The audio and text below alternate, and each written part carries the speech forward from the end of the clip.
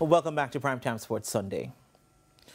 Now, a number of Jamaica's top athletes took center stage for the unveiling of the PUMA JOA kits during the ISA Boys and Girls Athletics Championships at the National Stadium on Saturday evening. The likes of double Olympic champion Elaine Thompson-Herah, Sharika Jackson, the fastest woman alive at the 200 meters, reigning Olympic champion at the 110-meter hurdles, Hansa Parchment, the second fastest man alive that's the second fastest man of all time, Johan Blake, former 100-meter world record holder Asafa Powell, world under-20 triple jump champion Jaden Hibbert, Rochelle Clayton, Akeem Blake, Frederick Dakers, Genevieve Russell, Kemba Nelson, Stacey and Williams, among several others, were present. The cutting-edge apparel that will adorn the fastest athletes on the planet this summer in Paris, many of whom competed at the ISA Boys and Girls Athletics Championships, was unveiled.